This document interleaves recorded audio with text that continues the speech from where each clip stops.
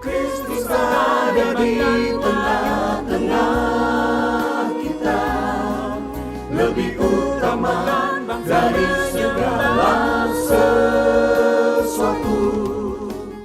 Hikmat yang dari atas. Tetapi hikmat yang dari atas adalah pertama-tama murni, selanjutnya pendamai, peramah, penurut, penuh belas kasihan, dan buah-buah yang baik, tidak memihak dan tidak munafik. Yakobus 3 ayat 13-18. Sahabat Iktus yang dikasihi Tuhan, hikmat yang dari atas adalah hikmat yang bersumber dari Allah sendiri. Tidak sukar untuk menilai apakah perbuatan seseorang berasal dari hikmat Allah atau tidak. Banyak pribadi atau keluarga, bahkan gereja, menjadi hancur berantakan karena bertindak tidak berdasarkan hikmat Allah. Oleh karena itu, bila seorang ingin dipenuhi damai surgawi, perbuatannya harus bersumber dari Allah sendiri, melalui karya pembaruan Tuhan Yesus dan teladan hidupnya. Beberapa orang pemimpin gadungan berpikir bahwa mereka memiliki hikmat dan pengertian lebih dari yang lain. Namun faktanya, pengajaran dan perkataan mereka justru menghasilkan perpecahan dalam gereja. Sehingga Yakobus mengajukan sebuah pertanyaan. Siapakah di antara kamu yang bijak dan berbudi? Sebuah tantangan bagi sebagian orang yang merasa bijak dan berpengertian untuk mendemonstrasikan hal tersebut dalam bentuk perbuatan yang nyata. 1. Hikmat yang lahir dari kelemah lembutan. Apa yang Yakobus maksudkan dengan mendemonstrasikan cara hidup yang baik? Penekanan dalam ayat ini adalah karakteristik lemah lembut. Kelemah lembutan di sini dipahami sebagai kerendahan hati yang kontras dengan arogansi karena memiliki hikmat dan pengetahuan. Yakobus menasihati orang percaya bahwa hikmat bukan sekedar pengetahuan yang ada di dalam pikiran, melainkan sebuah perilaku yang mewarnai kehidupan sehari-hari. Kata lemah lembut digunakan juga dalam Yakobus 1 ayat 21. Terimalah dengan lemah lembut firman. Lemah lembut dapat diartikan kesediaan dibentuk oleh firman Tuhan.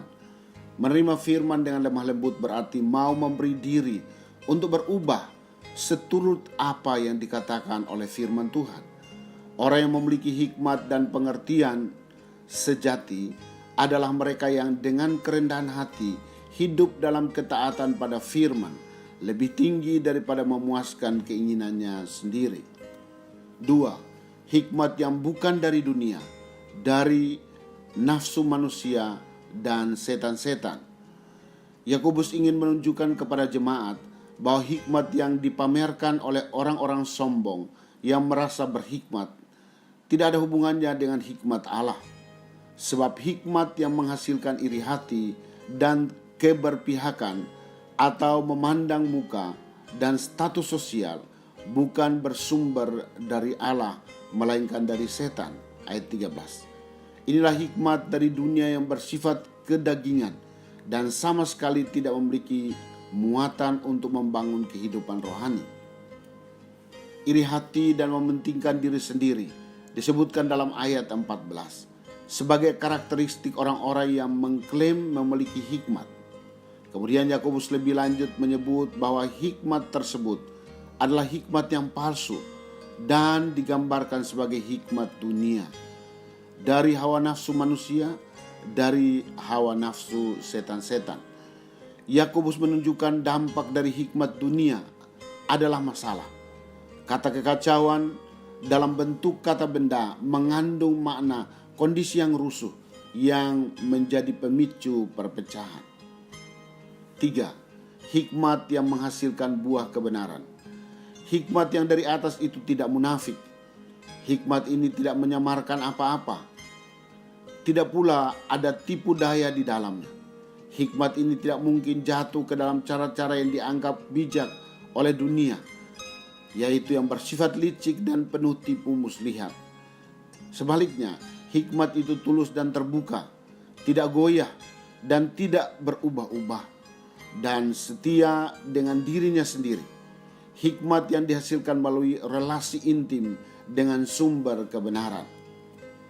Hikmat sejati akan terus menaburkan buah-buah kebenaran dalam damai, dan dengan demikian segeranya mungkin akan menciptakan perdamaian di dunia. Ayat 18. Apa yang ditaburkan dalam damai akan menghasilkan panen sukacita. Marilah kita menaburkan benih-benih kebenaran, dan kita percaya bahwa jerih payah kita tidak akan sia-sia. Buah kebenaran adalah sikap hidup yang mencerminkan kehidupan anak Allah. Ini menjadi modal kesaksian Kristen bagi orang yang belum percaya. Sahabat Iktus, hikmat Allah menaungi setiap orang yang telah memiliki sumber hikmat, yaitu Yesus Kristus dalam hatinya. Hikmat yang dimilikinya terus dipertajam melalui persekutuan yang intim dengan Allah dari waktu ke waktu. Apa yang akan kita hasilkan? Karakter lemah lembut, yang berarti memiliki hati yang rela untuk dibentuk oleh kebenaran firman Allah. Inilah karakter ilahi yang menghasilkan damai sorgawi. Saya tidak menerima hikmat dunia, tetapi hikmat yang bersumber dari Allah sendiri. Sehingga sikap iri hati, pementingan diri sendiri, membedakan muka, dan berbagai karakter duniawi tidak lagi menguasai hidup saya. Tetapi sebaliknya, kehidupan yang dipenuhi dengan buah-buah kebenaran akan saya hasilkan sepanjang hidup saya. Sehingga kelak saya dapat melihat orang lain menjadi percaya kepada Yesus melalui kesaksian hidup saya. Sahabat Iktus yang dikasihi Tuhan, apakah hikmat yang saya miliki memberikan kerendahan hati kepada saya untuk dibentuk oleh kebenaran firman Tuhan? Sudahkah saya meninggalkan karakter saya yang bersifat duniawi, yang hanya menimbulkan perpecahan?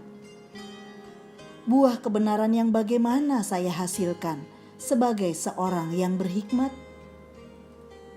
Tuhan Yesus, saya membutuhkan hikmat-Mu untuk menjalani kehidupan saya dari hari ke hari. Biarlah pengenalan saya akan Engkau bukan hanya mengisi pengetahuan saya tentang-Mu, tapi membawa saya untuk lebih lagi menghasilkan buah bagi kemuliaan-Mu. Pakailah saya menjadi alat pendamaian dan bukan agen perpecahan di tengah-tengah komunitas orang percaya.